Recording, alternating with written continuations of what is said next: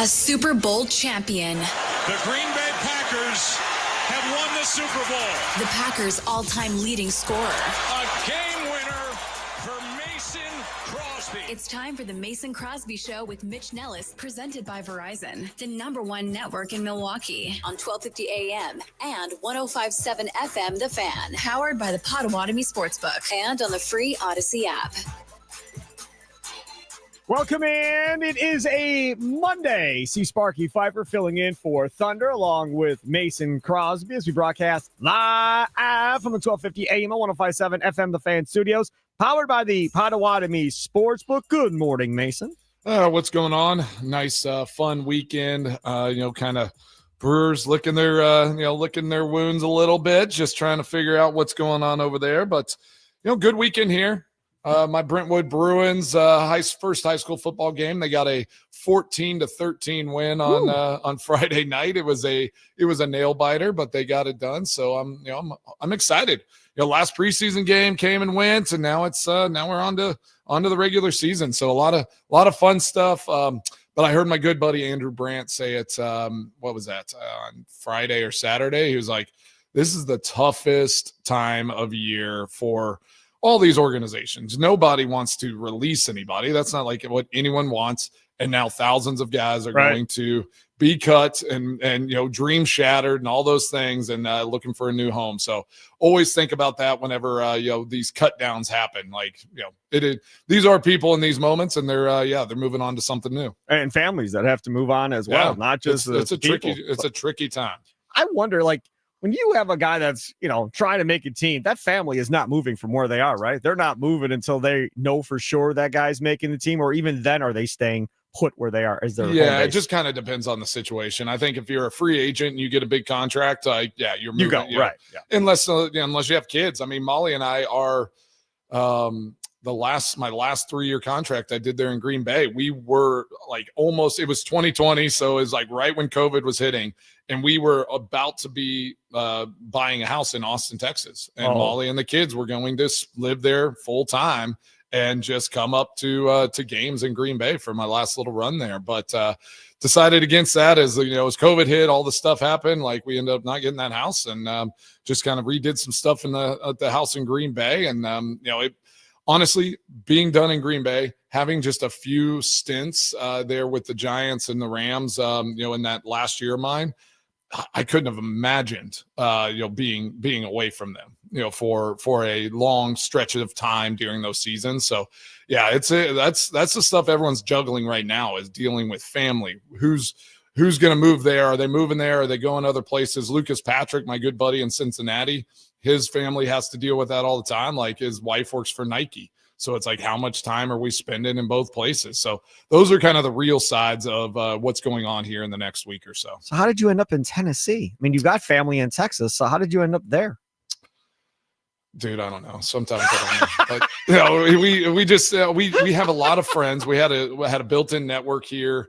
Like I said, I see Randall Cobb, Clay Matthews, Bakhtiari's down here. I've seen, Chad Clifton and Scott Wells are in this area. Wow. So there's a lot of former teammates, and then a lot of, just some connecting points. My brother lived down here. He has moved now, but it was just kind of a spot that everybody seemed to really love and like, and we kind of fell in love with it over the last couple of years, and, decided to make it our home. So this is where we're at. Good stuff. Bill Huber, Packers on SI, Packer Central, will join us coming up here in about 15 minutes, and we'll go over the last Packers preseason game, get his thoughts on the upcoming roster cutdowns as well.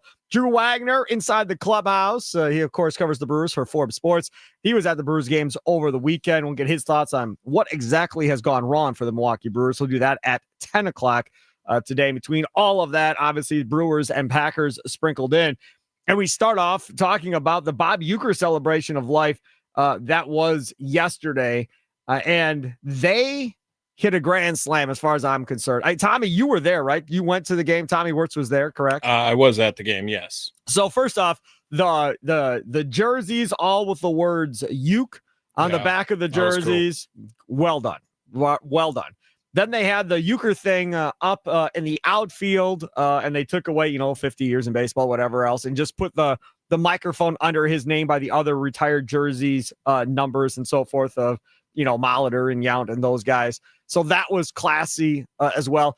Did they, Tommy, did they ever say what's being built up in the right field, outfield area? Did they ever mention that by any chance? No, they haven't. I haven't heard anything at least about it yet on what's going on. I know that is going to be a piece dedicated to Bob Uecker. Yeah, it's got to be like the Bob Uecker I imagine experience they're or going to something. call it like the front row or something, Sure. right? Yeah. I must be in the front row, right, with Uecker. Yesterday, honestly, I talked about it with Drew Wagner on the leadoff show too.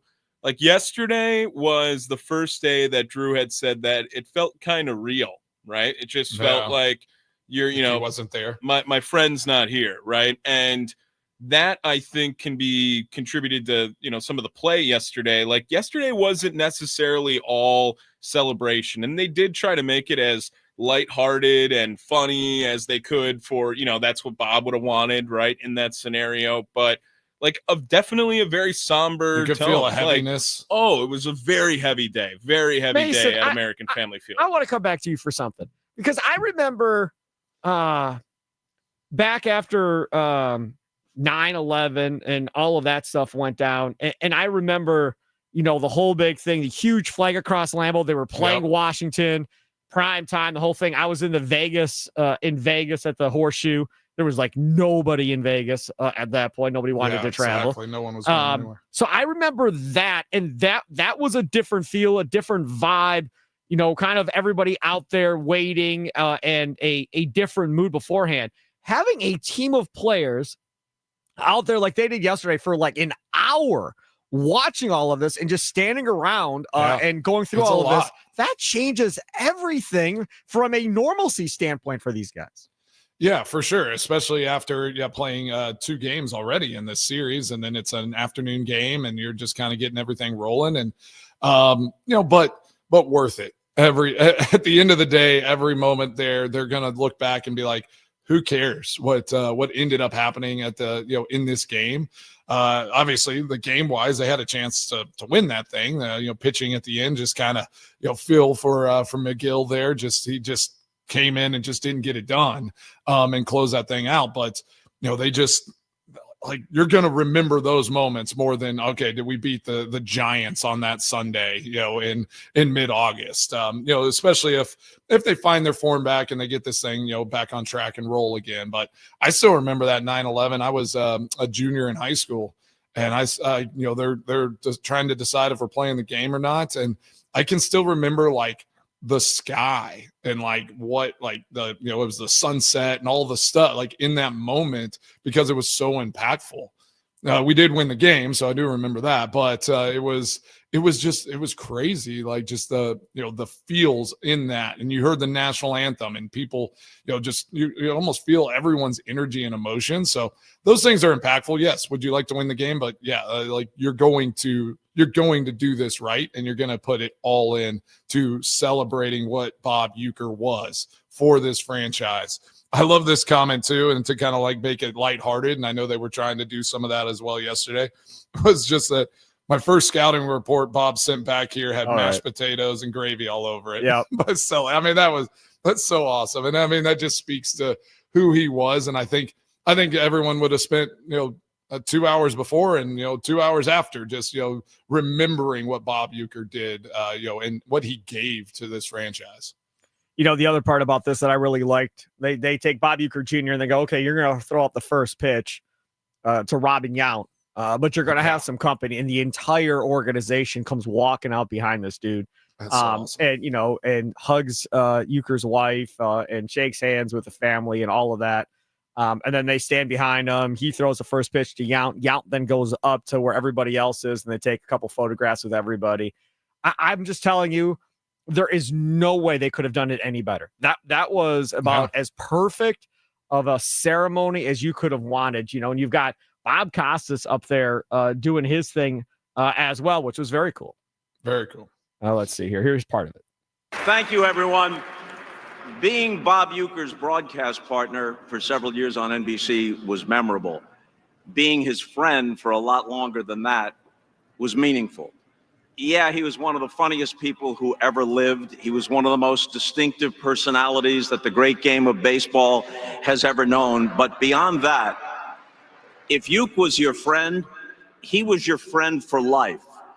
And in a different but still very real way, many of you folks in the ballpark today and countless other Brewer fans through the decades, whether they ever actually crossed paths with him or not, felt as if they had a friend in Bob Uecker.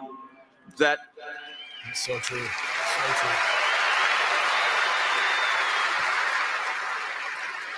that he was not just the incomparable voice of your team, but through all those Wisconsin summers, he was your friend.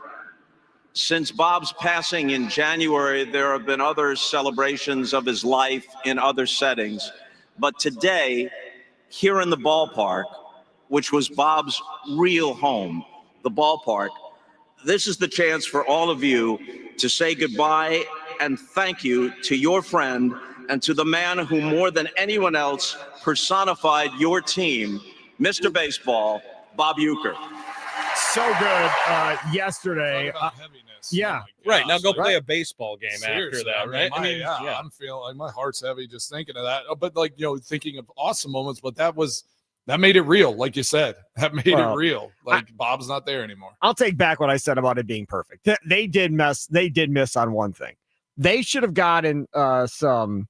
Do they still have phone books? Some type of phone books or something for Costas to sit on at his desk, because I am telling you, that looked like me sitting. He's short like me. He looked so short sitting at that desk. And the reason they did it was because of the Johnny Carson thing, right? He was on Euchre so much. I get it. That's awesome. The chair was so big, the desk was so big, and here was little Bob Costas trying to maneuver the whole thing. So it was all that makes it even more perfect. They did the same thing on the broadcast with Brett and with Yount, where they gave them high chairs, and it was like, dude, you can't do that to Brian Anderson. Like right there, it was the same just giants over. Yeah, and both of those guys spoke beforehand too. I don't know where you want to go next, but both are amazing as well. And Yount also with a little bit of personal jokes too on there. That was it gave everyone a good laugh, but again, just made it a little more real. Robin Yount. Robin, turn it around. He was speaking into the wrong side of the microphone. I don't know if you saw that or not, Mason, but he literally, where the cable plugs into the bottom of the microphone, he was trying to talk into that part of it, and the top of the microphone was actually pointing down. Did Mason. it flip over? Oh, yeah, he was holding it the wrong way. It was very funny. Just wait. And so check this out. Here we go. You showed me that one.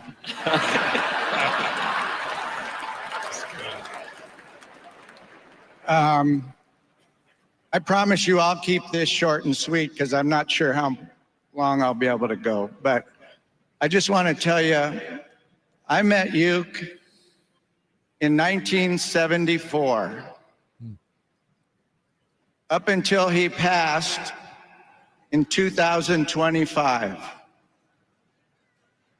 He was the same person through all the things he accomplished. We've seen much of it on the screen today. But he never changed throughout all those years. He just loved making people laugh. Right to the end. He told me he wasn't afraid of dying. He just didn't want to be there when it happened. So good. Robin Yount talking about Bob Uecker. We had Robin Yount on Wisconsin Sports Daily a couple of weeks ago during the streak, and he started to get choked up when he talked about Uecker with me as well. So they were super tight. They lived like two houses apart or something crazy like that. So since 1974, that's so crazy. And it is a rare space to be viewed that way. And I think everyone views him that way. Like, I don't think there's anyone that I've ever talked to or that you'll ever find that's going to run in and say, hey, I ran into Bob Uecker and he was a jerk and was bigger, like acted like he was better than me and all these things. Like, he was the same all the time.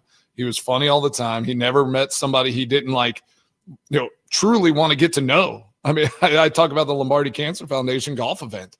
He's just out there holding court. People would come up to him, like all the other, non-celebrity, players that were buying foursomes, and he'd give them, a couple minutes. Like it was just nothing. Like he just enjoyed that space. And that is so rare. And I mean, in Wisconsin sports, you got to be like, this doesn't happen too often that you have figures like Bob Uecker, and then you had Bart and Cherry Starr. And the fact that these types of people have come through these Wisconsin sports teams is just unbelievable, to have that longevity and the way that they just give back and give them their whole selves to not just the organization they were a part of, but to the whole community and the whole state of Wisconsin. All right, take a quick timeout. Come back on the other side. Bill Huber, Packers on SI. We'll talk about that last exhibition game over the weekend against the Seahawks. Get his thoughts on the final roster coming up as the Packers will have to make cuts. That's straight ahead. The Mason Crosby Show presented by Verizon, the official 5G network of the Green Bay Packers. Live from the 1250 AM, 105.7 FM, the Fan Studios, powered by the Potawatomi Sportsbook. Time for your fan weather forecast. 58 degrees, partly cloudy skies, a high of 69 today.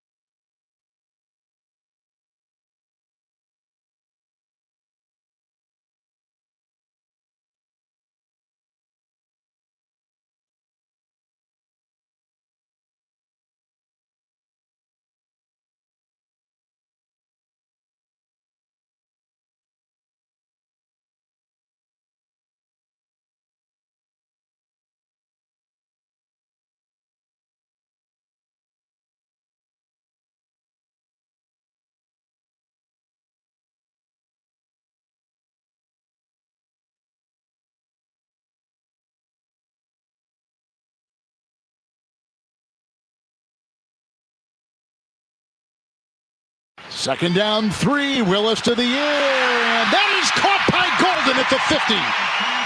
Oh, and he was working downfield on Nehemiah Pritchett.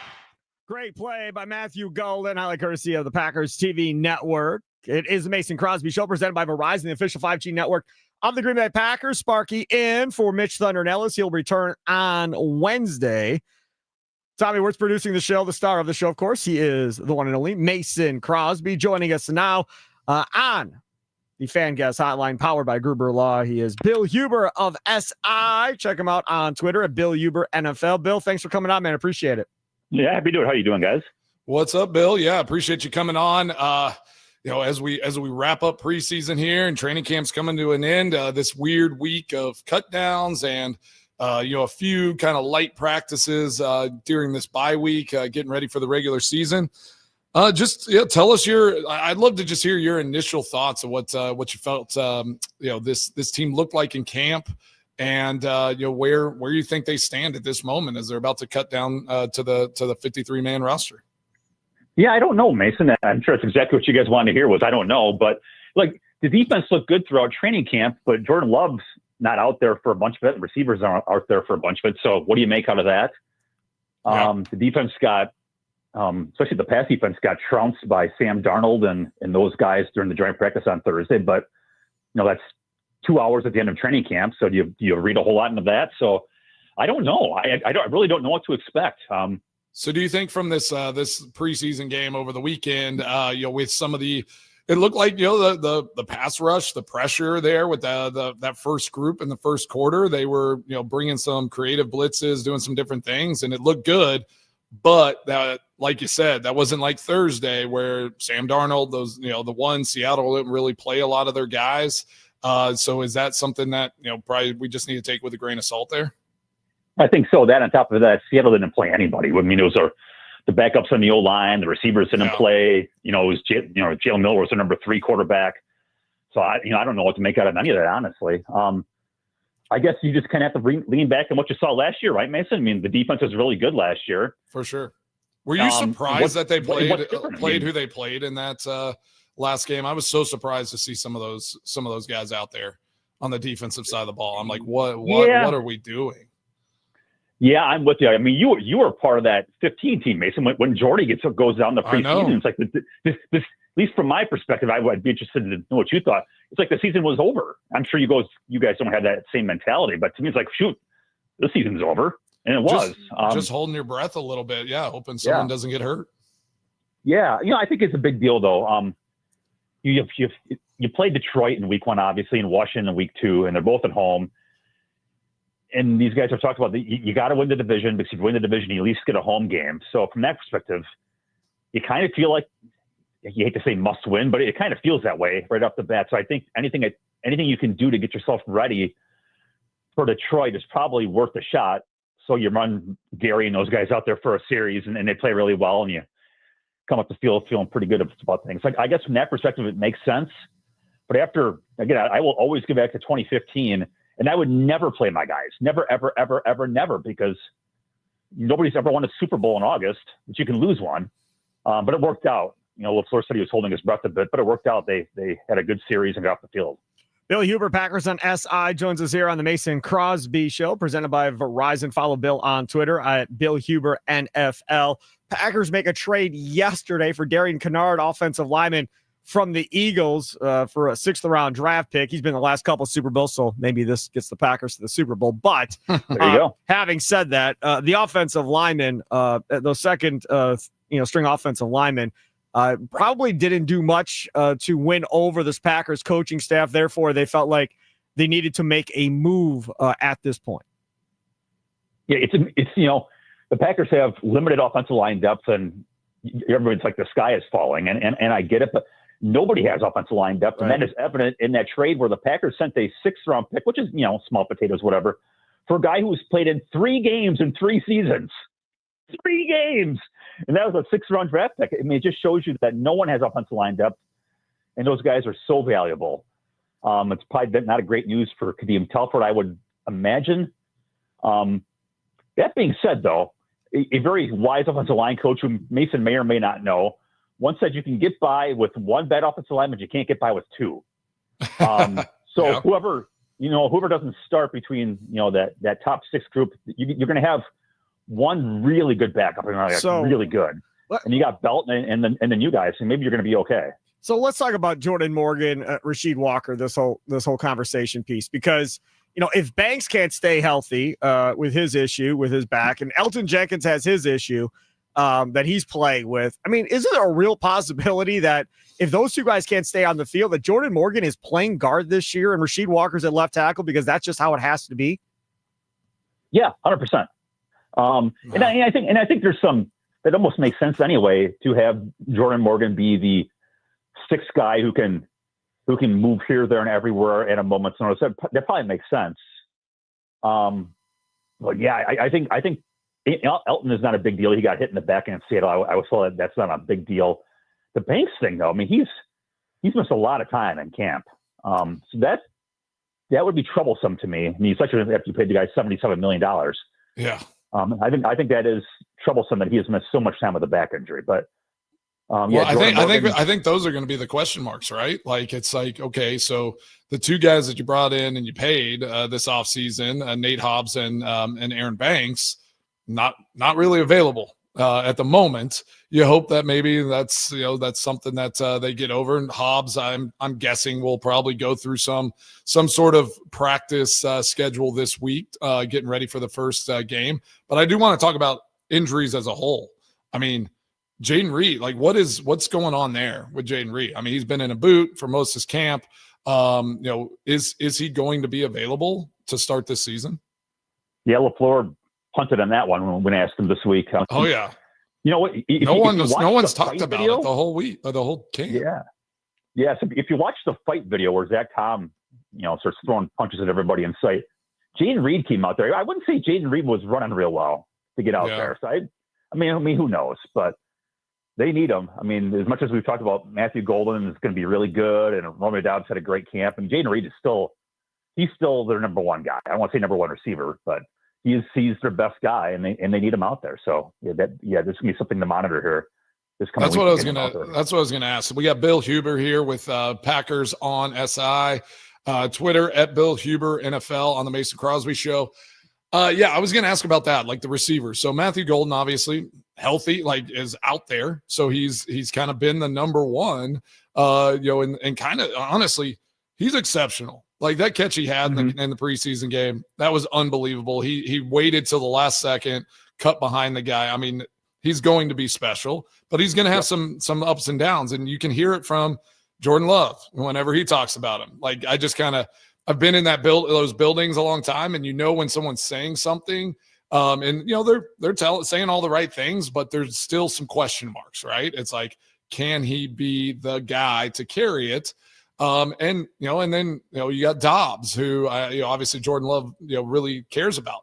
I was watching this America's Team deal on Netflix. I don't know if y'all have seen that, but something stuck out to me, and we talked about it all offseason about getting a number one wide receiver.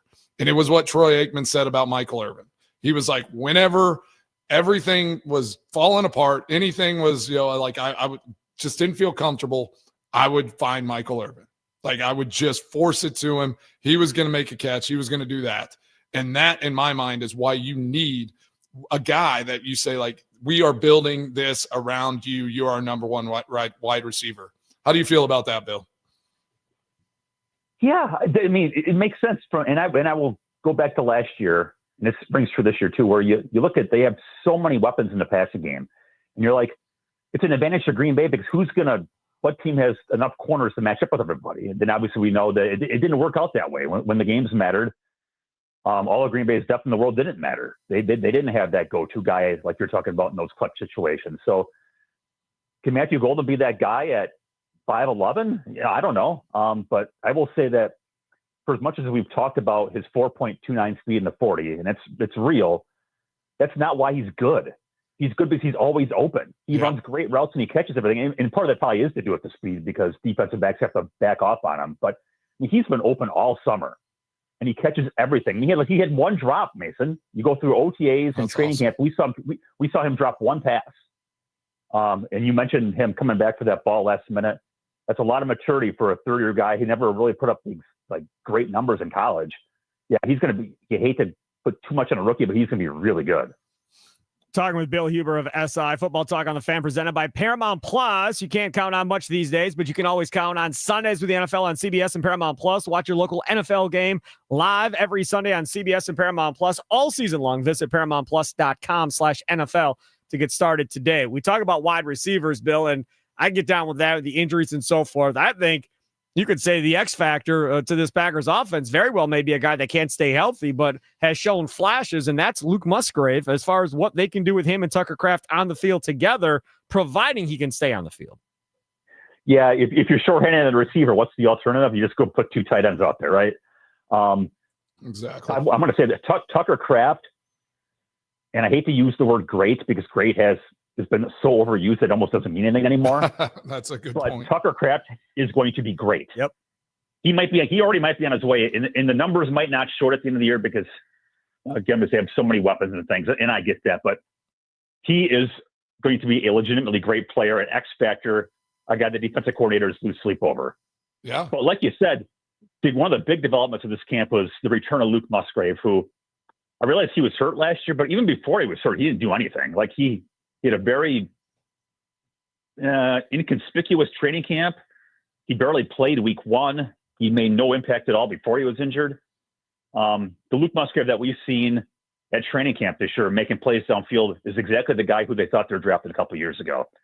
That has a chance to be a real dynamic duo. And I remember I talked to Steno about it during OTAs, where the Packers play action game, for as well as they ran the ball last year, the play action game stunk. Well, how do you fix that, Steno? And you talked about Luke Musgrave and going 2 tight ends. So his ability to stretch the field is going to be a real X factor. Bill, I totally agree with that. And I got it. We have to go to Jordan Love and like his thumb deal and all of that. Like, kind of what you think his health is going to be for that week 1 game, and kind of what you just said, like what is their game plan going to be? In my mind, I'm like, you feed the rock to Josh Jacobs as much as possible. Don't force this O-line group if it's kind of pieced together week 1. If Aaron Banks or somebody's not available, just let them run the ball as much as possible. Bring in the tight ends. Just kind of play that game within the game. But just talk about Jordan Love's thumb, how he's looked, like how he's feeling. Is there any kind of sense up there in Green Bay that he's going to be good to go by week 1 here? Yeah, Jordan said that he'd be good, and then he quickly corrected himself and said, "Well, we'll see." But yeah, I'm sure he'll be fine. But there might be some limitations, and that goes to what you were just talking about, where you better protect him. So just again, there's no thumbs getting banged on helmets. That sort of stuff that happens to quarterbacks. You got to protect them, and that means exactly what you just said. You got to run the ball. You go 2 tight ends. You max protect. You take your shots where you get them. But you got to keep him out of harm's way till A, he's in a groove, which he's not going to be because of the injury, and B, until that thumb is 100% back to where it's supposed to be. Yeah, I totally agree. And I think that's, whenever you watch this offense sometimes, and I know it's preseason, but I think we've had some people call in on the show and talk about it where it's just like, I just wish it would get more dynamic. And I, as I was watching it in this last preseason game, and I can see where people think that, like, LaFleur does a lot within each kind of formation and lineup, but it isn't like the most dynamic offense at times. It's pretty straightforward. They're doing a lot of a lot of simple stuff. But I think that's by design so that you can kind of build off of it. And I hope that they come into this Lions game with a few wrinkles that maybe they haven't seen before, and that Jordan Love can just get off to a really hot start. And I think that's going to be important. So. I got another question on the defensive side of the ball, though. I'm going to go here in case I miss it. What do you think? Obviously, specialists doing great. McManus had a great camp. It looks like, long snappers just been really solid. But I want to talk about Waylon. I mean, that dude is mushing the ball. Like he's punted out of his mind. What kind of weapon do you see him being this year for this team? Yeah, maybe it's a short list here, but I mean, he's by far the best player I've ever seen. I mean, it's not even close. It's like a pro golfer. It's like it just looks so effortless, and they bang the ball 320 yards down the fairway, and it's like they're not putting any effort into it, and that's willing. It's amazing. It's how the ball goes up within 50, 55 yards like every time. He's legit, and it does if you want to play that kind of game where you want to go count in your defense and play field position that allows you to win games that way. Exactly. You also feel like your offense can score points. So I guess I'm saying you can win games a lot of ways because of the weapons you got on offense, but also the punter gives you such a field position advantage every week.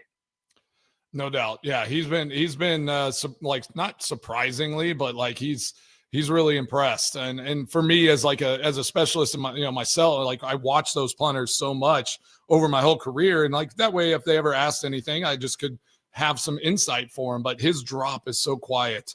Orzech's snaps have been so good that it makes it really easy for him, and he's short and compact and then just hits the ball. So I totally agree with you. I think if you get in some defensive battles, play field position game, as Jordan Love's getting his rhythm, getting into this thing, this team still has a shot whenever you play, you have a punter like that and can play good special teams. But I saw that you put on your Twitter page and you wrote a little article, I think, about kind of your projections of who's making this team.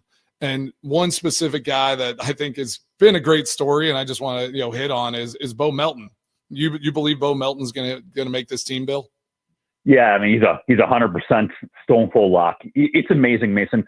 You were there. You've seen more than a few guys go from receiver to corner, or corner to receiver. I mean, it's not uncommon, but it never works. It's always like this tough career Hail Mary. It's like, well, this guy's got some talent. We can't make it this position. Well, let's just try it here and see if it works out. And with Bo, I mean, Bo wasn't going to make the team a receiver probably, and they just drafted two guys, so he's not going to make it a receiver. And everybody knows he's got the skill set athletically, and he's a nice guy. And it's like, well, they're switching positions because he's got some skill. We'll give it a shot, but it's not going to work. Yeah. No, there's no way it's going to work. And so he starts off camp really good, and you're thinking, well, okay, he's off to a good start, but he knows Green Bay's offense. He knows all the receivers. How much is he just living on his insight into that? Exactly. And he just knows what's coming. So you wait for the preseason to come. Well, first preseason game goes good. Well, that's against the Jets, And then joint practice comes, and he just never missed a beat. He legit deserves a shot to be on the team. And as much as you say you hate to have him get matched against a really good receiver ever, maybe he'd make it. Like you've seen no reason why he can't stop somebody. Like it wasn't like you saw number 16 getting torched deep by Dobbs and those guys. Love wasn't beating him routinely. I mean, he just didn't give up much. He broke up some passes. He is the story of training camp for what he's done, because I don't want to say it's unheard of because Sam Shields did it once upon a time. But Sam Shields is the only successful one I can remember. Yeah, it just never works out around the league, and he's made it work out, and he's earned. There's nothing that's been given to him. He's not on the camp. He's not on the roster because of special teams. He's flat out earned his spot because of what he did on defense. I love that. Well, we got Bill Huber joining the Mason Crosby show. He's at Packers on SI, at Bill Huber NFL on Twitter. Really appreciate you jumping on, Bill. I like Bo Melton's the type of story that I wake up for every morning. Just like a guy that puts his head down, works hard. He makes a great, he makes a business decision knowing that, on this team, he's not going to make wide receiver. I'm going to try this out. I'm going to do what's, what I can to help, continue my career and help this Packers football team. And I just hope he goes out there and balls this year. He's going to be a great special teams player. We already know that. And then he's going to really help this defense whenever, guys get banged up and he gets called upon. So really appreciate it, Bill. And look forward to having you on again sometime. All right, take care, guys. Appreciate it.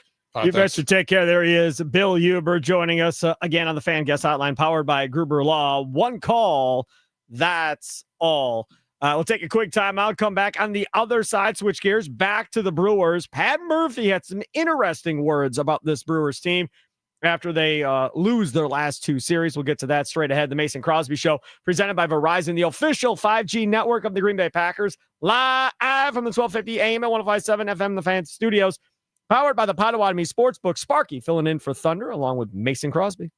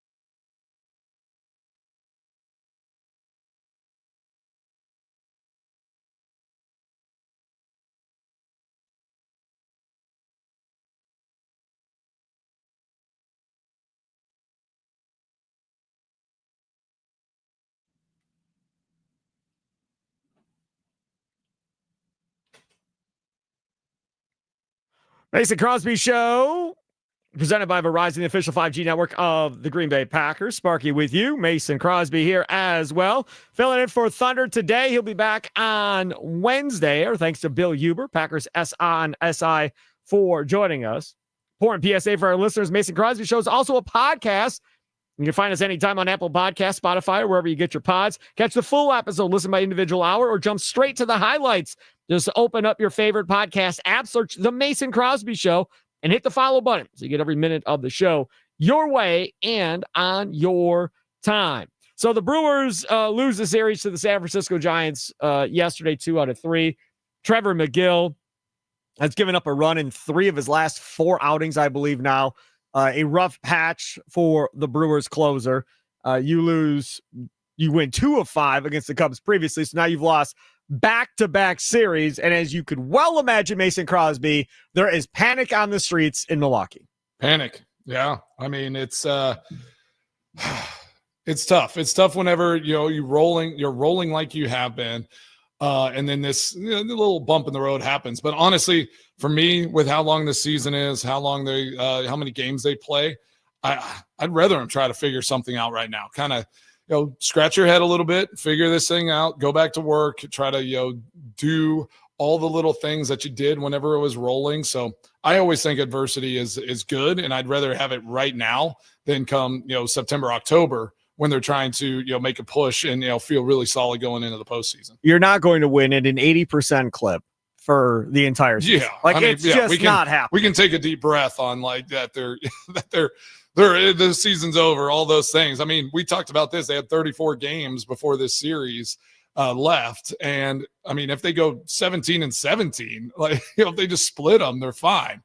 I mean, you win 20, like at that point, if they win 20-17, they get to 100 games. Yep. And it's like, it's crazy. So, I mean, I think this team's going to be just fine. And, Pat Murphy, he just speaks truth. If Pat Murphy says it, then yeah, like maybe they might be trending in the wrong way. So all right, this is Pat Murphy's comments after the game yesterday. I think we still have the best record in baseball, but we're not trending in the right direction. We got to let young guys, and what I mostly have to help them realize is this is a tough game. And if you're going to play like we've played to win, you've got to somehow dig down and play that way with that mentality every day. And it's really, really hard because it's just there's so many games. It's such a grind, but yeah, no complaints from me. We haven't lost one like that in a while. And we usually come back. If we give it up, McGill has been so great for us all year, but if you give it up, we come back and pick him up. Today we didn't. Okay, so a couple of things here. Number one, Saturday, I'm at the game, Bob Uecker umbrella night. So we get the umbrellas, that whole deal. By the way, a little shout out and a key to these promotions everybody gets mad about. So, first 20,000 get whatever it is, first 10,000 get whatever it is, whatever the number is, right? So we get there early to get the Uecker umbrella. So I have 4 tickets, but only 3 of us need a ticket because the other one, my daughter, she doesn't need a ticket. She doesn't need one. Right. Okay. So I only need 3. So I said, okay, this is what we're going to do. We're going to go in. Then I'm going to take the 3 umbrellas. I'm going to put them in the car. And then I'll come back in with that 4th ticket, get another umbrella. And then we only have to carry around 1 umbrella. And as I'm walking back, everyone's like, how did you do that? How are you going to get back into the game? So I'm telling everybody, I was like, oh, that's brilliant. So here's a little trick for you. If you're going to go to a Brewers game on a promotions game, get the cheapest ticket as your 4th ticket or your extra ticket so you can put the stuff in your car. You don't have to worry about somebody taking it off your chairs or storing it under your chairs and a beer getting spilt on it from the row above you. Like, that's the easiest way to do this, Mason. That is gamey. I mean, I don't know if you should have told your secret, but that's a gamey move.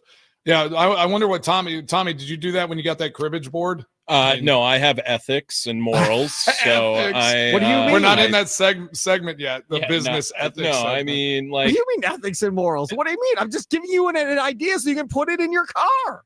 No, I think that it's you good should for the walk Brewers around. too. Like you're buying an extra ticket. Correct. I mean, yeah. So you had a fourth when you didn't even need it. And now one family is walking away without an umbrella. That could add an extra umbrella, thanks to you, Sparky. I'll sleep fine tonight. It's I'll fine. sleep fine. It doesn't bother me in the Just least. taking umbrellas from little kids out there. Yeah, that's right. They could. Well, I mean, I guess I probably, but either way, I don't care. I'm doing it again, and every promotion I love going it. forward, I'm doing this because there's Sparky's no way. picture's up on there now. He's like, There's this guy's no double way dipping. This I'm guy's walking double around dipping. with 3 freaking umbrellas and trying to carry. Oh, Because with you the had to be kids, in. that'd be awful. Yeah, but Mason, you had to. I mean, we were in line at 3:40. The gates open at 4, which means the game doesn't start till 6. So now they want to walk around. They want to do the kids things, everything else. So now That's early. I'm bobbling That's wild. 3 umbrellas and everything else. Well, if they gave an umbrella to everybody that came in, then you wouldn't have to do this. But they don't. So you have to get there early. Otherwise, like Tommy said, you're that poor family that, got there too late and didn't get an umbrella.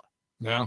Yeah. Play the game. And then people buy extra tickets and steal them from people. Not So, stealing. I paid for my ticket. That's true. Nonsense. You didn't steal. No, Yes, you didn't I did not. I So, misspoke there. the Pat Murphy thing. Anyways, I got sidetracked. Sorry. So we get in there, we get the umbrellas, whatever else. We're watching the game. In comes Grant Anderson in like the 5th inning.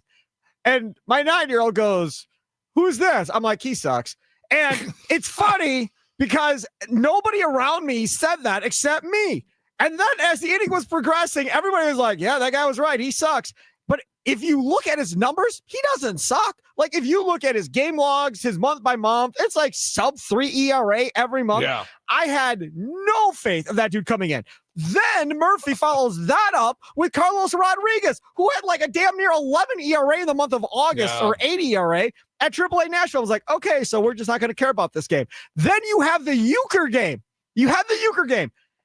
That's the game you decided to get Brandon Woodruff off, was the Bob freaking Euchre game? That was the game? 4 days rest So only. now you go get Chad Patrick, who did not pitch well the last time he was here. It's just, And Chad Patrick. Up comes Chad Patrick. And Patrick pitched fine. This is nothing having to do against Chad But Patrick. they just don't like, they don't bat. They don't hit like they do. I mean, I guess they had 9 hits. Like it wasn't bad, but they just don't score runs when Chad Patrick's on the mound. Well, It's the other crazy. thing is, look, Andrew Monasterio's at shortstop, and he's been playing well. If you look at his numbers as of late, hitting the baseball, but Yeah. he's at shortstop. So defensively, you lose something for sure there. Yeah. Offensively, maybe he's the same or better at this point. Third base, and my guy Tommy Wirtz will tell you, Anthony Siegler, I'm pretty sure that there's no other baseball team in the majors that would start this dude at any position at this point.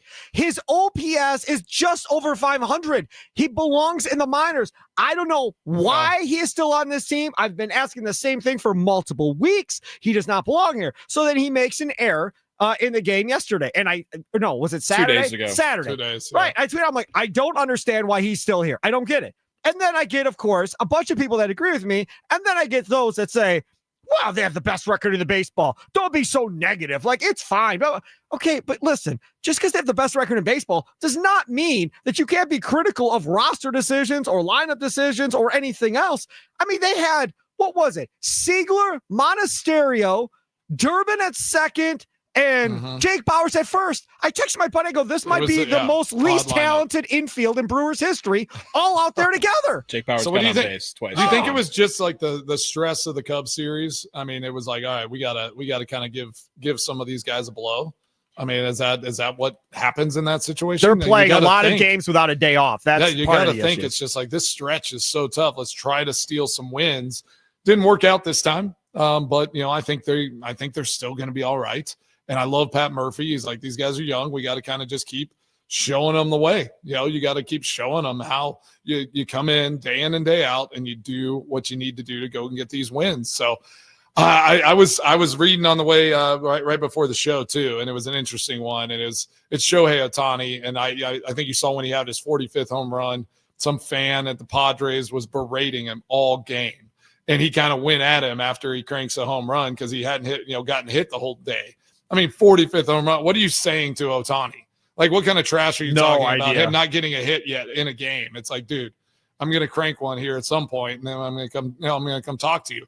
And I think the Dodgers loved it, and I know that's kind of what we've talked about all season, the worry, right? Like, you don't like if you have Shohei Ohtani on this Brewers team, you're like, they're winning the World Series, yes, right? It's just like it changes the whole thing.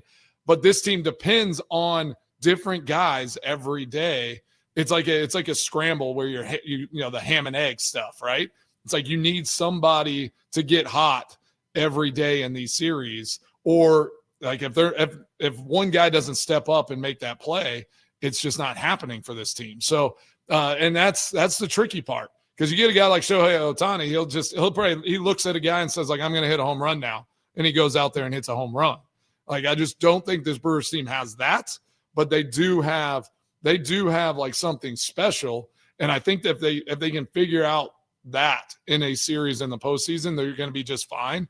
But I get now, as I'm watching more and more, especially this summer, probably the most baseball I've ever watched, is that like those guys like an Ohtani, like, you know, even, you know, you look at Mookie Betts or whatever, like that's why the Dodgers get favored, because it's like those guys in the biggest moments are going to just say, like, well, I'll take this thing over and I'm going to go get it done.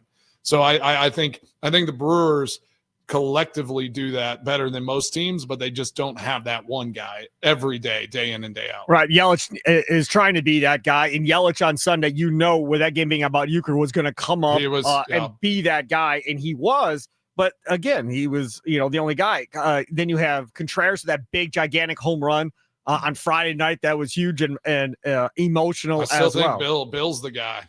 Yeah. Bill Contreras can be that guy for this team at times. So the question is, do you think there's truth to Pat Murphy's words that the Brewers are trending in the wrong direction? Yeah, sure. There's truth to the words. Of course they are. But yeah. I'm with you. I'm not worried that this thing is going to fall apart. They're going to lose the division and something's going to go sideways and wrong. Like, I just feel like this Brewers team will be fine, mainly because when he actually plays the good players, that those good players are good enough to continue to win games the rest of the year.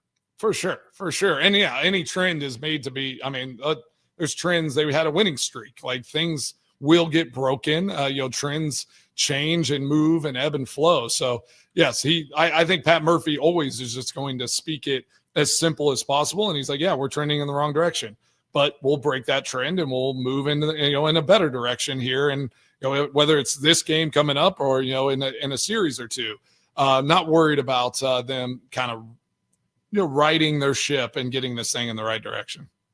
He is Mason Crosby. See Sparky Fifer with you. The Mason Crosby Show, presented by Verizon, the official 5G network of the Green Bay Packers. Live from the 1250 AM at 105.7 FM, the Fan Studios. Powered by the Potawatomi Sportsbook. Sparky filling in for Thunder today. Up next, Drew Wagner. We go inside the clubhouse, brought to you by Focus Baseball. He covers the Brewers for Forbes Sports. We'll get his thoughts on this Brewers team. We'll get back to more Packer talk coming up at 10:20 as we look at roster projections from a bunch of different writers. We'll see what Mason Crosby thinks of those projections and who he likes and maybe who he doesn't like of making this team. That's all straight ahead here on The Fan.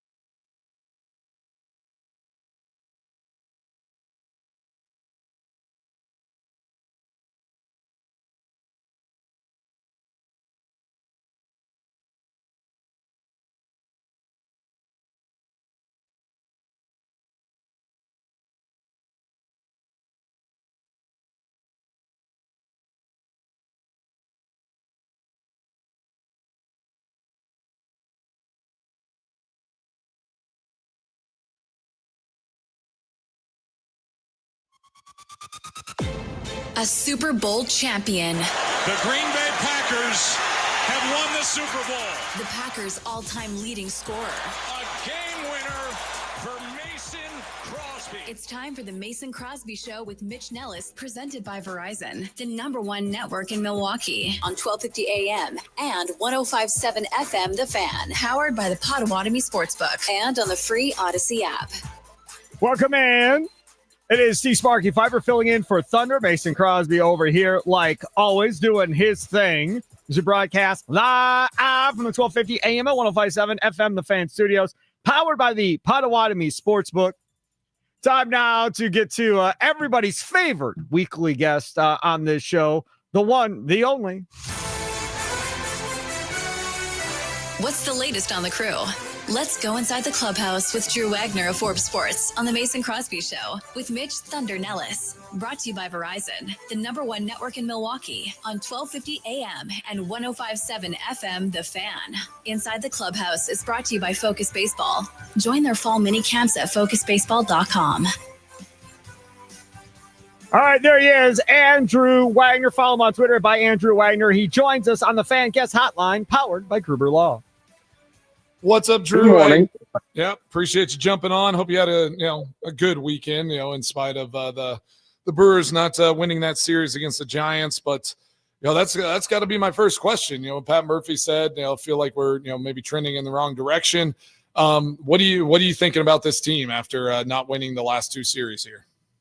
I mean, I still think they're a really good team. I still think they're the hands down favorite to win the division and the top seed in the National League. They're in a slump right now, and it's to be expected. They've got some guys that are banged up. They've got some guys that are out, and they're in the midst of a really grueling stretch, those 19 games in 18 days. This is bound to happen, but we've seen them snap out of funks before, and I have no doubt that they've got the power to do it again. Yeah, Drew, we talked about that earlier, just a couple weird lineups over the weekend. Is that just a product of how many games they're playing here in this stretch and just kind of trying to give some guys some blows, either because they're dinged up or it's just trying to be intentional about, putting some different guys in and letting some of these guys get some rest? It's part of it. It's all part of it. They were out without Terang for a day or two there because of the hand. They've had to get Vaughn a break. He's been going nonstop since he got called up. Did Ortiz hurt his hammy? Was that what happened? Ortiz is on the IL with a hammy. So you got guys that are down. You've got guys that are running on fumes, and you've got to be able to manage those bodies going into the stretch run. So you're going to see some funky lineups from time to time, and you're going to have to take a couple on the chin. But that's the thing. And when you run up a huge streak like they've done now a couple times, that gives you a little bit of breathing room because that you're going to have days like this. You're going to have days with funky lineups. You're going to have guys that are hurt. You may not be putting your best team on the field, but running up the big cushion, the big separation gives you a little bit of space to do that. Yeah, for sure. And then we can't forget that Jackson Churrio's on his way back, right? Did he already have his rehab, kind of a rehab game there in Nashville? Was that over the weekend as well? I think I read that. Where's his progression, and when do you think he's going to get back in the fold? He's down there. He's going to need a little time yet. They need to see, because right now I think he's just DH, and they got to put him out in the field and see how he holds up. He was in center field last night. Oh, he was in center field last night? Yeah, okay, that was on FanDuel Sports Network last night, that Nashville-Louisville game. Yep. Reese Hoskins played well last night, too, hitting the baseball. He looked good, and Churio, bat-wise, didn't do much of anything, but he was in center field last night. So getting closer. I like you, Andrew Wagner. Funky, I'll translate it. Bad lineups is what he means by funky. So let's talk a little bit. Just funky. I want to get your thoughts on Anthony Siegler, because I'm going to keep hammering this until somebody listens to me. Just tell me, does he have pictures on somebody in the organization? Is he dating somebody's daughter or girlfriend or wife? Or what exactly is going on? Well, if it's a wife, you probably want to be on the team. But tell me what's going on, man. I don't understand it. His OPS is just over 500. He's not good. Maybe he's good in the minors, but he has not been good here. He's on the team. I've been told this by the front office specifically to rattle your nerves and Yes, get under your exactly. That's good. I like it. Yeah, it wouldn't surprise me. Yeah, that's fine.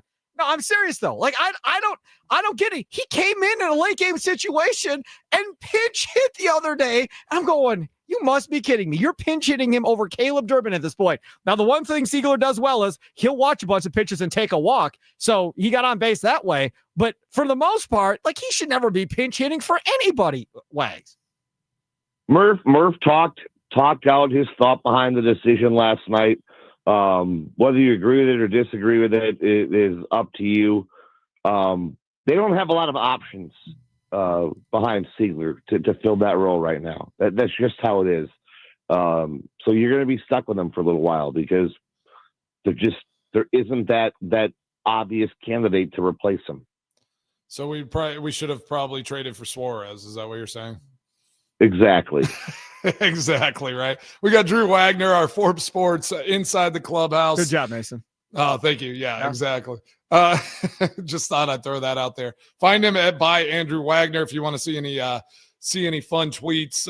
And Tommy's created a Mount Rushmore of Drew Wagner tweets, so you might want to check that out. But yeah, I'm just thinking about this team. I mean, obviously this is that dog days of that baseball season, and they are just grinding, trying to get to September, trying to get everybody back and healthy. And again, like felt for McGill last night. How do you think he kind of stepped in there and just didn't have his thing? He's he almost gave it up a couple weeks ago, but the defense saved him, and I think Pat Murphy talked about that. But where do you think this pitching the bullpen's at? We talked about this in July. They need some bodies in there. These guys are going to get tired. So what's kind of your feel about this bullpen there in the Brewers clubhouse? I mean, the bullpen has been working a lot lately. They have been getting long starts from their starters. That's always going to be problematic. I'm not worried about McGill. This is just who he is. The last two times have been a little rough. The guy has still been lights out more often than not, and guys go through slumps like this. Everyone expects the closer to go out there and get 3 outs on 9 pitches, and it just doesn't happen every time. So I'm not really worried about McGill. Would like to see Uribe get a little bit more rest. Would like to see Caney get a little bit more rest. Would like to see them use Shelby Miller a little bit more. Maybe lay off Mears a little bit, but there's only so much you can do. There's only so much you can do with the guys that you have on the roster and the guys who have options and taking the schedule into account. I think they're trying to manage it as best they can, but what they really need is for their starters to start giving them some length on a regular basis. Yeah, that totally checks out. I got to ask you a question because Tommy and I were talking about it. I didn't even see the guy's name because I was laughing so hard. But the reliever there in Miami coming out, slapping himself in the face, and then his post-game Tyler interview, Phillips. Tyler Phillips. That might have been the best thing I've seen all year. Is him coming out, slapping himself in the face, and then at the end of the thing, he's just like, "I hate batters. I hate seeing people hit the baseball." And then he had 30, 40 seconds of just great one-liners. What did you think about that guy and that whole situation down there? I have not even seen it yet. Oh, we'll send it to you. That out. Yeah, I'll have to go check that out. Sounds like he may need to take advantage of the mental health line that's available to all players. Just a little wired a little different there, right? He also comes out to Stone Cold Steve Austin's theme song, so it's just glass shattering, and then he's punching himself in the face immediately as the game starts. All right. Well, I'd hate to check his browser history, but whatever works for you. There it is. Drew Wagner of Forbes Sports to go inside the clubhouse, brought to you by Focus Baseball. Follow him on Twitter by Andrew Wagner. Brewers start a 4-game set against the Arizona Diamondbacks. After this set, however, life gets difficult because then it's in Toronto for 3. Then it's back home against Philly for 3 as well. Now, again, as you look at this rotation, providing they don't screw with it, that Toronto series, Peralta versus Shane Bieber coming back from his injury from last year, Woodruff against Barrios, Mizorowski versus Gosman, that is going to be an unbelievably great series, which means these 4 games here at home against Arizona, I don't want to sit here and say, you got to sweep them or anything like that. but you better at least not lose this series at this point, Wags. And even if you split, 2 of the 4 just to get some type of momentum and kind of slow down the rolling downhill at this point, I think would be a positive going into that series in Toronto, because it's going to be the battle of the 2 best records, probably in baseball between the NL and the AL.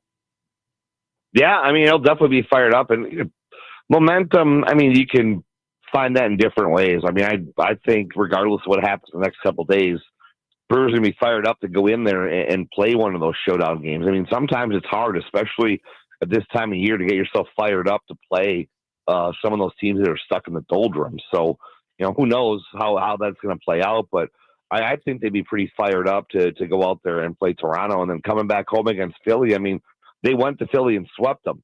So, the Phillies are going to come in here hunting for bear, and the Brewers are going to want to prove it wasn't a fluke. So I think those 6 games are going to be really, really interesting and really entertaining. And I think the Brewers will be pretty amped up for them. I mean, do you see a pathway? Do you think this team can get to 100 wins? It's still there. I got to do the math, and I went to Catholic school, so that's not really my specialty. Because what are they, 81 right now? So they would need 19. And how many do they have left? Probably, 32, 31, something like that. Yeah, so it's still there. They'd have to run off another heater, but it's still there. I still think they probably end up breaking the franchise record. It's still there. It'd just be a little more difficult than it was. Yeah, they're at 131 played, so you got 31 left. Yeah, and you need 19 of those in order to get that's definitely doable. Yep, that's where we're at right now. Andrew Wagner, Forbes Sports, thank you so much for coming on, and we'll talk to you again on this show coming up on Thursday. Sounds good, boys. Take care. There is Andrew Wagner, Forbes Sports, covers the Milwaukee Brewers inside the clubhouse. Brought to you by Focus Baseball. Fall mini camps now available to sign up your kids for. You don't have to go to Focus Baseball to sign up. Anybody is welcome. Follow Andrew Wagner on Twitter by Andrew Wagner. Coming up next, we'll get into some roster projections that are out there from the different Packer writers. We'll see what Mason Crosby thinks of those and whether or not he's all in on certain players on this roster. Maybe he's got some questions about a couple others. That's straight ahead. It's the Mason Crosby Show presented by Verizon, the official 5G network of the Green Bay Packers, live from the 1250 AM at 105.7 FM The Fan Studios, powered by the Potawatomi Sportsbook. Sparky in for Thunder. He is Mason Crosby. 61 degrees, partly cloudy skies outside right now, and it is a chilly for sure. Low tonight of 49. Whoa, that's too early. And a high of 69.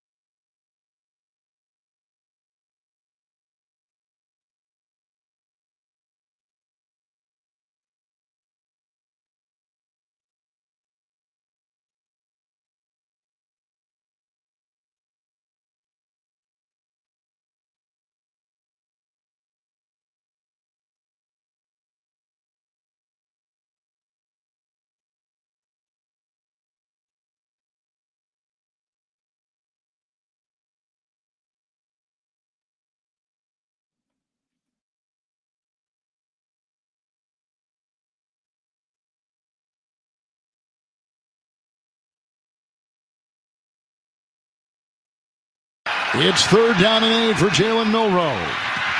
Got the block, crumbling pocket, and taken down. Quay Walker. Quay Walker with a big hit, nice courtesy of Packers TV network. Sparky with you, filling in for Thunder. Our guy Mason Crosby, the Packers all-time leading scorer. He's in the the Packers Hall of Fame, the Wisconsin Athletic Hall of Fame. I'm not in the Packers Hall of Fame yet. You're not in the Packers Hall of Fame yet? Well, no. I mean, I just retired. So what is that? 5 years for the Packer Hall of Fame? I don't know what the rules are, but I think it's 5. Yeah. Maybe not, but either way, he'll be in the Packers Hall of Fame. That's a no-brainer. Wisconsin Athletic Hall of Fame, the Colorado Sports Hall of Fame, right? That's going down. Yep, November. Yep. So the Colorado Sports Hall of Fame as well. Really, the only one in doubt right now that we don't know about is the Radio Hall of Fame, and you know we've just started our journey. Just getting started, exactly. Yeah, we'll see. We'll see as time unfolds here. If that ends up coming down the line, that'd just be awesome. You know, I just humbly accept these awards. Yes. You know? Right. Tommy's dying. He wanted me to jump in after that line. He so did. He so did. I mean, there is, you know, I've thought about creating an award, right? Yeah. You know, we've talked about this a few times on, you know, just the humility award, the Mason Crosby you should have award. You should have the Crosbys at the end of every year and have different categories. Yeah, here goes. And stop. Would you quit your sound effects over there, Tommy?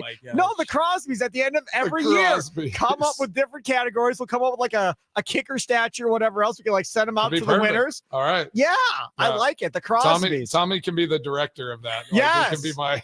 I will humbly head of the decline to MC the Crosbys. Come on. Yeah, we can have like the Crosbys dinner at Potawatomi at the sports book or whatever. There it is. Yeah. Perfect. Top level, so I can jump off after, please. Just seriously, end this now. End it now. All right, let's talk about roster projections for the Packers. That highlight was of Quay Walker. Now, last year for Quay, wasn't going that well again at the beginning of the year under Jeff Hafley as new defensive coordinator. But about 2 to 3 weeks before he got hurt, they started blitzing him a little bit more and opening it up a little bit more for him. And you really got to start to see the flashes of what Quay Walker could be. And you saw more of that in the preseason game there.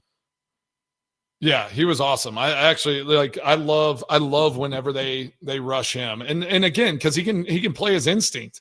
And you don't know if he was supposed to kind of shoot up that gap, but he's just watching the quarterback.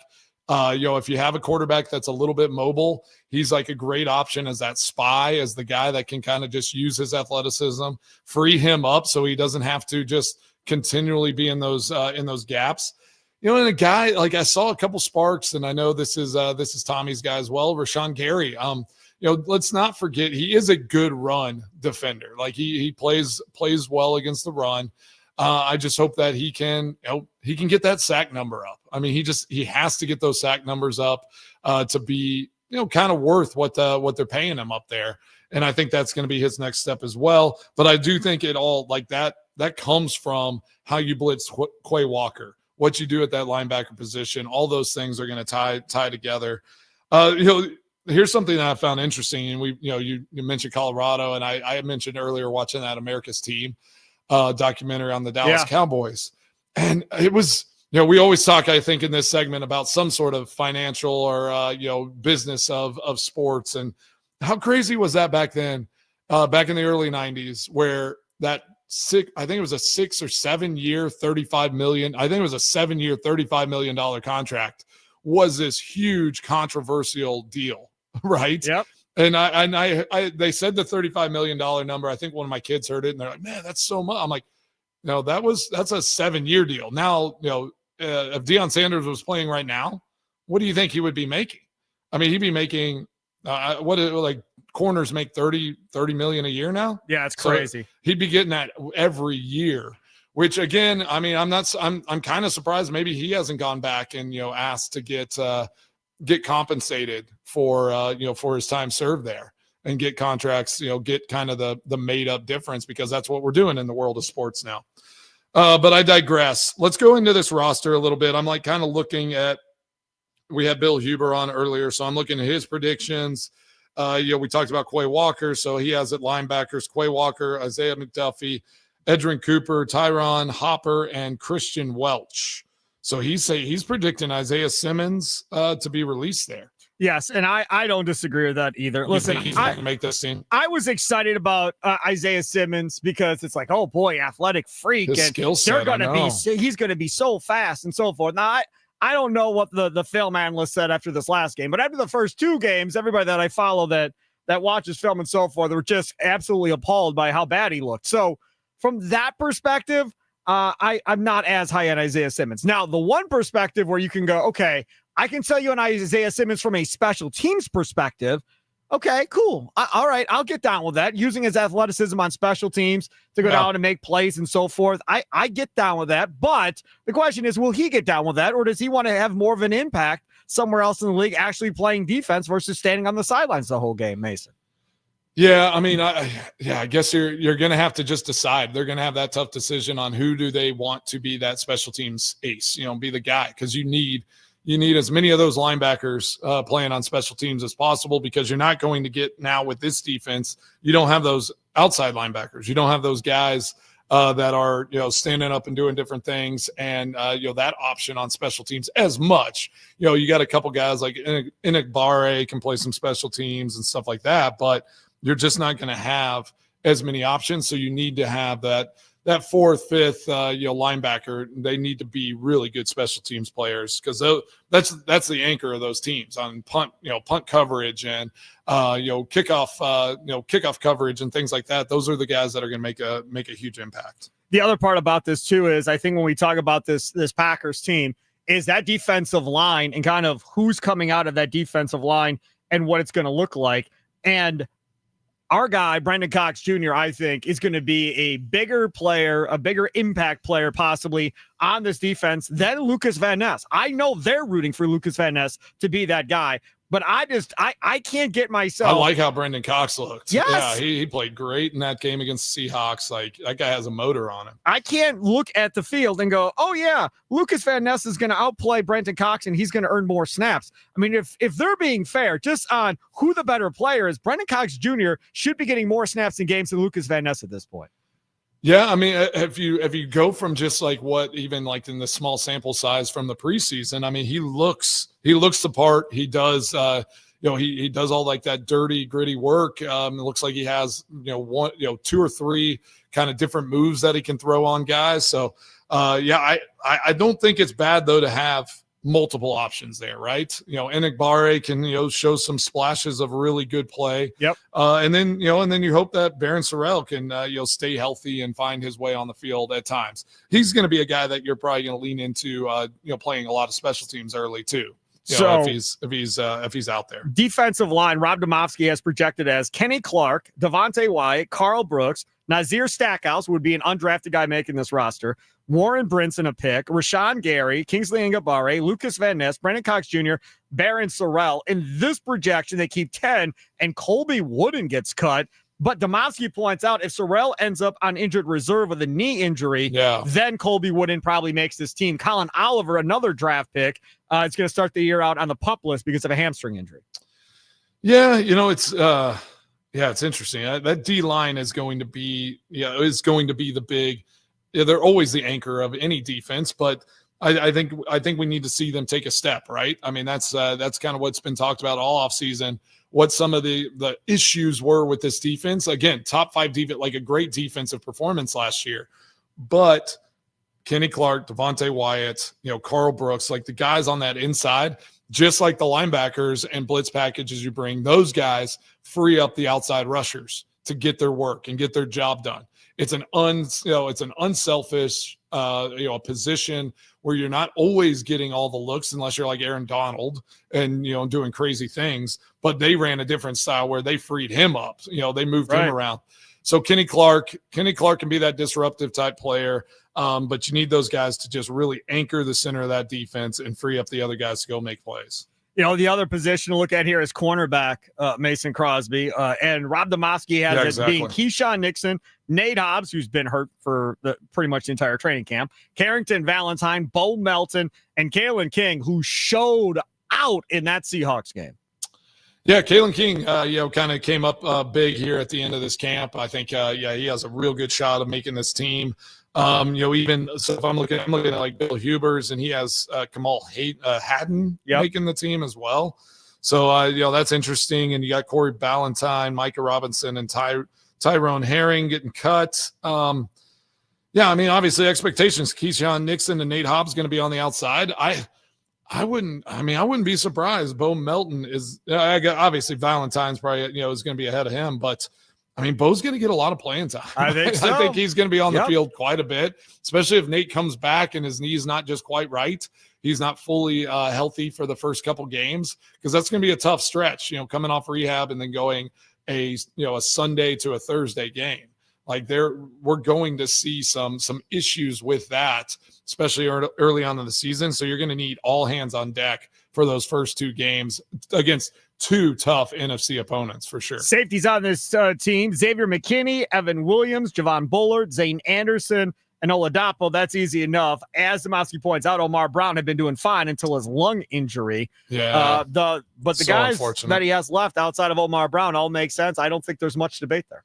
And is Anderson healthy now? Because I know he tweaked something in that first game. I'm not sure on Zane Anderson. Tommy will check that, and we'll have an answer on that. Yeah, so obviously, that one's fairly simple. I feel like the Omar Brown thing's just unfortunate. Who knows if they try to bring him back in some capacity, or if they didn't put him on IR. I'm seeing people just saying he's going to get released, right? So. That's tough, but that lineup, that's a pretty good back in there with McKinney, Williams, Javon Bullard, and Zane Anderson. Yeah, those four safeties give you a ton of options. They're again going to be big factors on special teams as well. Everyone but McKinney has to play a huge role on special teams and has to be impactful. And then again, it's just being available. You just need these guys to be available, because those guys are going to play a big role in how this team's success goes this year. Mason Crosby Show, presented by Verizon, the official 5G network of the Green Bay Packers, live from the Fan Studios, powered by the Potawatomi Sportsbook. Sparky with you, filling in for Thunder. He'll be back on Wednesday. Mason Crosby here too. Let's switch to the offensive side of the football as we're awaiting cuts here later today at some point. Quarterback position. Okay, we know what we have. We know you have Jordan Love. You know you have Malik Willis. Fine, we got that. Who is the third quarterback that they end up with on the practice squad? Is it Clifford or is it Elgersma? I think they like Elgersma. I hope you're right. Yeah, I think they're going to bring him back. I don't know if Clifford did anything wrong necessarily. As far as being that practice squad guy, but I just think Elgersma. He had a great camp. He played well in the preseason games. I think he's just. Maybe a little bit he's a little bit bigger than Clifford, right? So I think they like what they're seeing in Elgersma and are going to try to develop him on this practice squad this year. I didn't like Clifford coming out of college. And he's been a little underwhelming. Yeah. Yes. And so Elgersma makes a lot of sense. Running backs, Jacobs, Brooks, Emmanuel Wilson, obviously, Marshawn Lloyd probably on the injured reserve with a designated to return spot, according to Demowski. That both makes sense. Wide receivers, Jaden Reed, Dobbs, Golden, Dontavian Wicks, Savion Williams, and Malik Heath. Stop me here. Why exactly is Malik Heath making this team exactly? Is it special teams? Is that the reason why Malik Heath is making this team? Because I think so. He's a physical dude. Because from a wide receiver perspective, I'm not quite sure he did enough catching the football to be on this team. Yeah, I'd agree with you. That one is the only question mark. It's do you keep a McCole Hardman, a veteran guy, even though he has some issues, but you saw, a flash of his speed whenever he comes around the edge, say Jaden Reed's not fully healthy to start this season. Do you need, another speed guy like that to run some of those, jet sweeps and, get that motion going and doing some of those things? I'm not sure I trust McCole Hardman as a returner right at the moment. Nope. So yeah, I don't think that's his path at this moment. So I could see it going either way. Hey, what about your guy Shepard out of Colorado?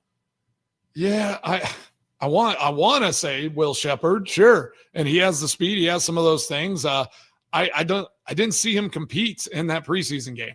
There were a couple times there were some throws, some different things where I thought he could compete a little bit harder, and I'm not sure he just maybe has that competitive fire that they're looking for on for a receiver in this situation. But he could be a guy that you bring back on the practice squad too if they decide to do something like that.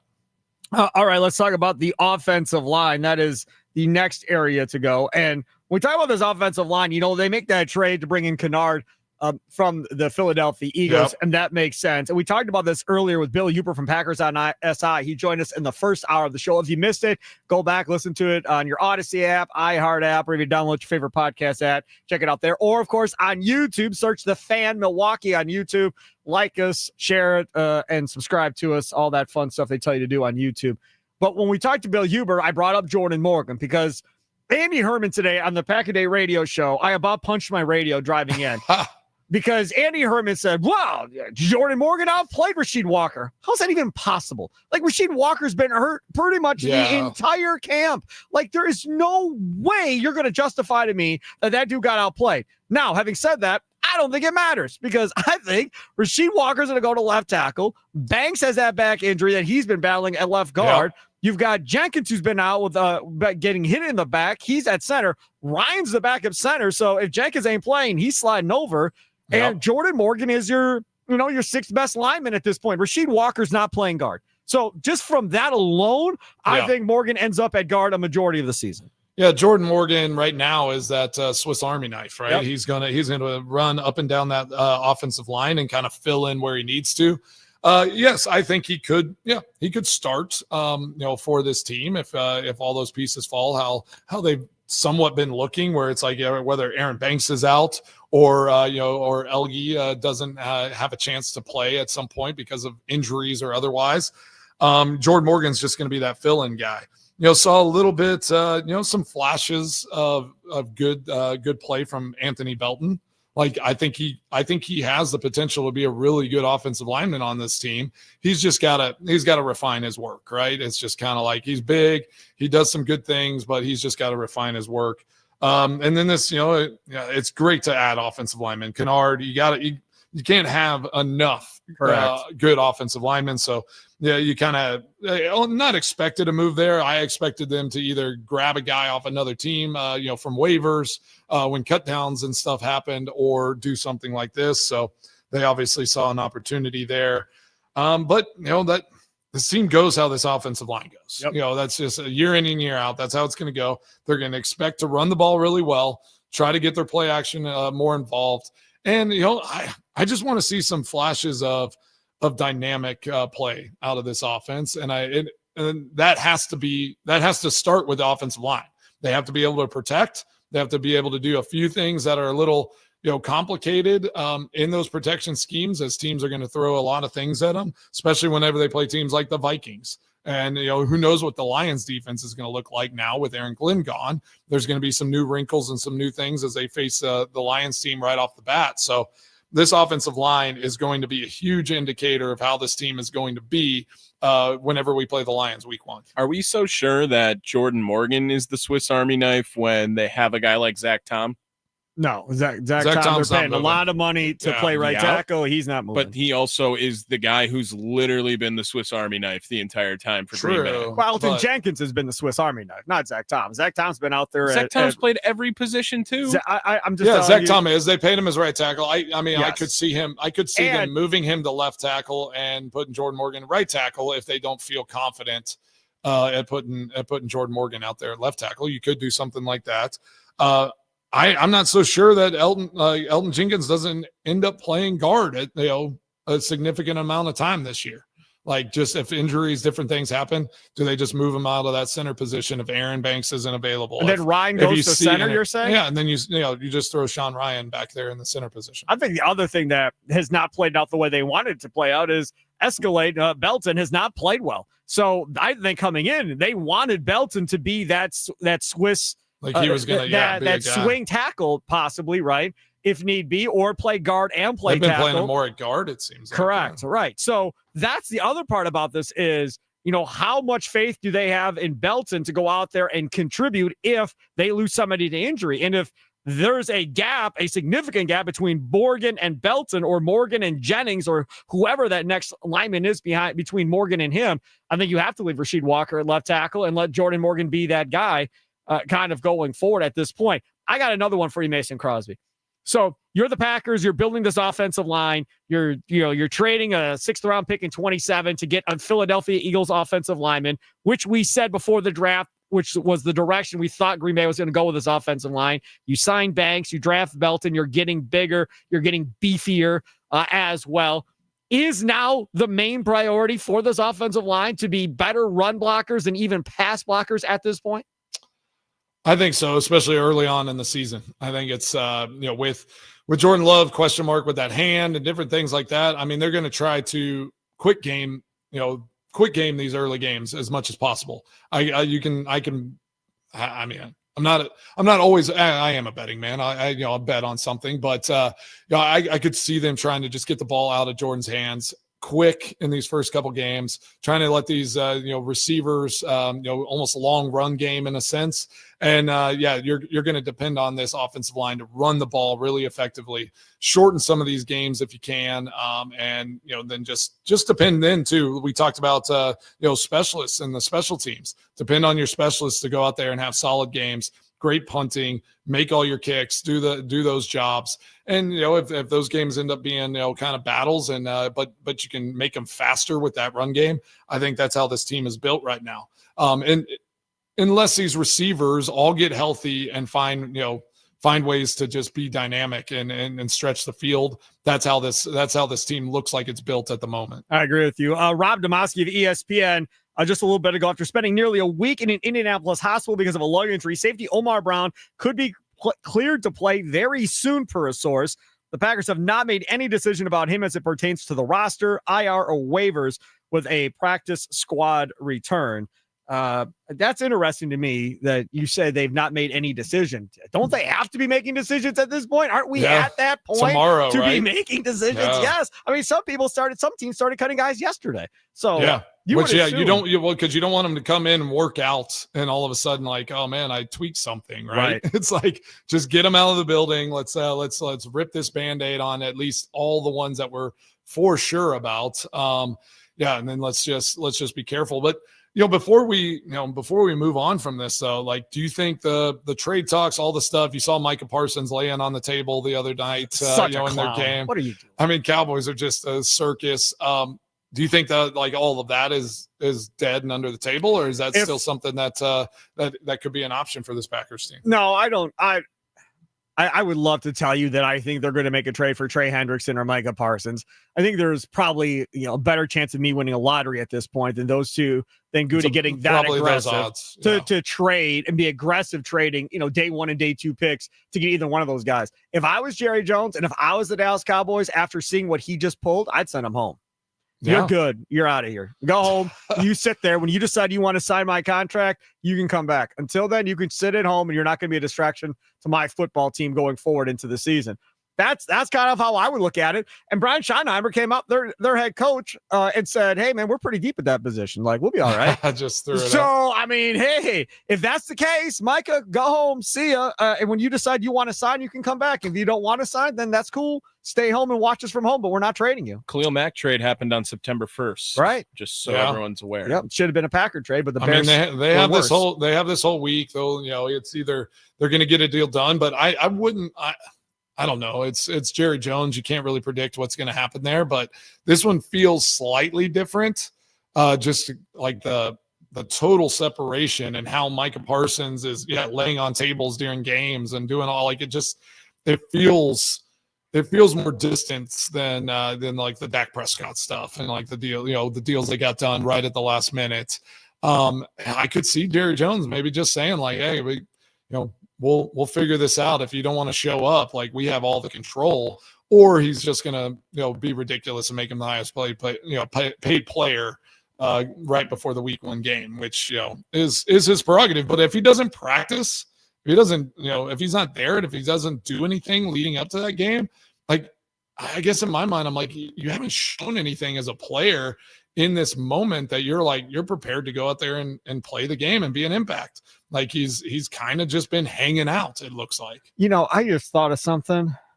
And I went and I checked, and he's hurt, but I wonder if they actually were going to get involved in this, would they offer up Rasheed Walker on a platter to the Cowboys?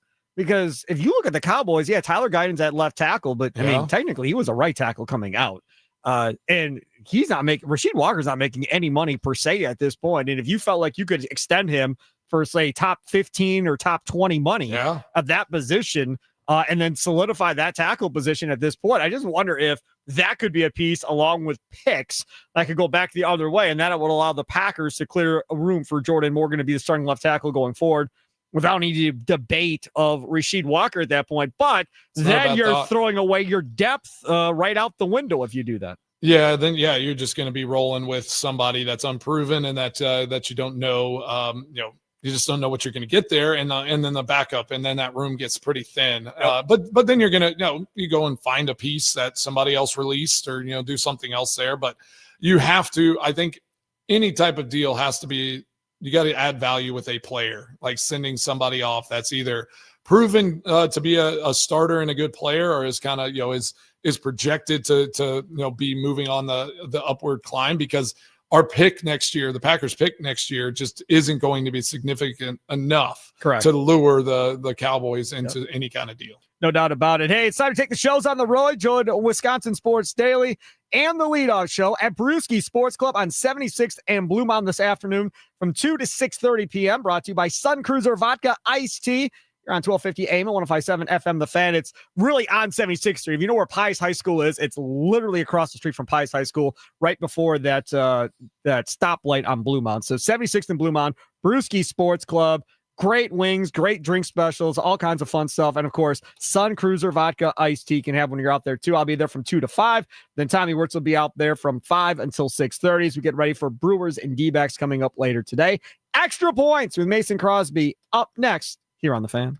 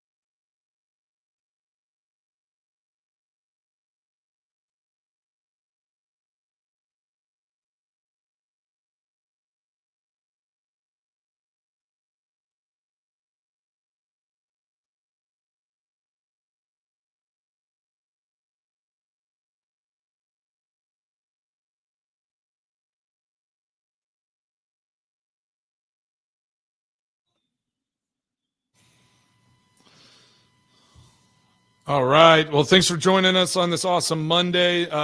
This is my extra points segment. I just want to thank Bill Huber, Drew Wagner, as always, on Mondays and Thursdays. You can check us out on YouTube or go to the Odyssey app, download the podcast, and you can listen to it if you're not able to listen live. I did just see that Commander signed Terry McLaurin to a 3-year extension worth $96 million. Are you seeing that? Yeah. That's a lot of money. And it's interesting, though, 3 years, right? Like that's, it's I would have thought they would have tried to stretch it out to 5. But maybe they're just learning now. It's like, man, these are why make 5-year deals whenever these are all 2 or 3 year deals anyways? Yep. Like it's just kind of a joke. We'll get him to free agency sooner, try to see where he's at or move on from him. So congrats to him, man. That's it's good that they got that done. So that time is happening now, and we'll see what happens with some of these other big names coming up. I do want to, since I won't be here for a couple days and talking about Badgers coming up on Thursday, we'll be able to talk about their game on Friday morning. Can't wait for that. Whenever they're 1-0 and Yes, on you their way can. to a 7+ game, Nobody's 7-game winning season. No. Yeah. Nobody So is you're there excited with for Tommy. this. You don't Nobody's think excited that for they're this. going to win. You don't think they're going to win 6 or 7 games. I don't think they're going to win 5. Not the last 6 or 7. Their schedule is brutal. The talent on this team, I don't think it's all that good. I don't have a lot of faith in Grimes, the offensive coordinator. I just sent you. Nick Osen just sent me the Badgers' first depth chart, so I just sent it your way. Is And it gross? if you need instead of Pepto, just use this. That's this not gross. morning. I mean, it'll yeah. figure. Yeah, you'll figure it out. They're college kids, but they're not going to match up to, Oregon and Alabama and Ohio State and these guys. I mean, Yeah, you'll match up with Northwestern maybe, but I don't think you're matching up with these other big superpowers at this point. So if they go 7-5 and make a bowl, are you ecstatic, or are you Yes. just kind of like, okay, so at least you'll be excited. Oh, You yes. won't be like, oh my you God, won't yes. just be like, okay, like I still don't care. Yes. If they go 7-5, it'd be like the Brewers do having their season this year. Yeah. Exactly. And that's how, honestly, I feel like this way, talking to Bill Huber, even like I said, like, tell me what you think about camp. What do you think about this team? And it's like, is that a good place for this Packers team to be, where it's like kind of some question marks? There's not a lot of fanfare. It's not like, national media is pumping them up. Like there's occasional little boosts where it's like, this team's going to be good. Like, watch out. But I know whenever I was like, I loved the seasons where it was just kind of, oh man, yeah, they're going to be good. Like no one's really talking about it. And then you just start hot and you get this thing going. I think this Packers team could be that type of team. And I'm excited to see what they do against this Lions team to start this thing out. No, you don't. No, that's not right either. Boy, I'm glad I'm here for these extra points. Wait, you think that the Lions, like, wait, are you with Tommy? Like, I want to play those good teams early. I would be fine with it if they were those teams. If they were healthy, fine. But I mean, Xavier McKinney hasn't played in a month. You have no maybe Hobbs. He's really healthy. Then. Well, maybe maybe it feels great. I'm just saying they haven't been on the field. So Hobbs hasn't been out there. Reed hasn't been out there. Wicks hasn't been out there. Banks hasn't been out there. I mean, there's so many guys. Like, you start with Detroit and Washington. I hope they win one. Detroit could be ugly, if we're being honest. It could be, but at least they're at home. Yes. I think they're going to be all right. I think they're going to be good. I like playing those familiar matchups early on, because you can at least throw some wrinkles that they might not know about at the moment. You play these teams so much, and if you when you play them later in the year, it's like y'all just know each other so well. It's a lot more difficult. So I think playing some really tough teams, 2 former playoff teams from last year, playing those teams early is going to be awesome. But you had a story. You're taking your son to college on Wednesday. Yeah, I'm off Wednesday through the rest of the week, taking them to lacrosse. Congrats. And Tommy's like, so are you going to cry? Hell no, I'm not going to cry. Get out, get to step, and I'm going to get that room back. Less messes what are to you gonna clean do up. In there? Yeah, all of that stuff. Change his room out? Well, no, I got 2 other kids that are 9 and 3. So they're going to go into that bigger room and split that room. And then the small room that they're in, I'll put his bed in. They can have that for a playroom. And all your Christmas trees too. No, those are all up. No, they're all up. They're all ready. The living room is not up, but the rest of the house never got taken down. Everything. So here's what we up. did when my parents dropped me off at college. We went on a 5-day backpacking trip in New Mexico before they dropped me off. Then we drove up to Colorado. They dropped me off. They went toured around for a little bit, and then came back and helped me kind of get moved in. Funny. I was like literally living on someone's floor for 2 weeks while we were doing like summer workouts before we were reported for camp. So we are dropping him off on Wednesday. We told the boy, hey, on Saturday, we're going to come back. We can run to the store, get whatever it is that you need to get, right? Toiletries, whatever you need, get you all set up or whatever. And he's like, well, I have freshman orientation things to meet other freshmen, and I can't be missing that. I was like, man, if you really think you're going to be friends with anybody you meet on Saturday for 4 years, you think are you're going to have any nuts. friends? Get out of here with that nonsense. That's awesome. That was a big fight in our house. All right, Mason Crosby. That's so good. Thank you so much. We'll do this again tomorrow. Mason Crosby Show, presented by Verizon, the official 5G of the Green Bay Packers. Live in the 1250 AM 105.7 FM, the Fan Studios. Powered by the Potawatomi Sportsbook. Steve Sparky, Fifer. Back at it again tomorrow. Tommy Wirtz will be here too. And the man, Mason Crosby. Have a good one. Toodles.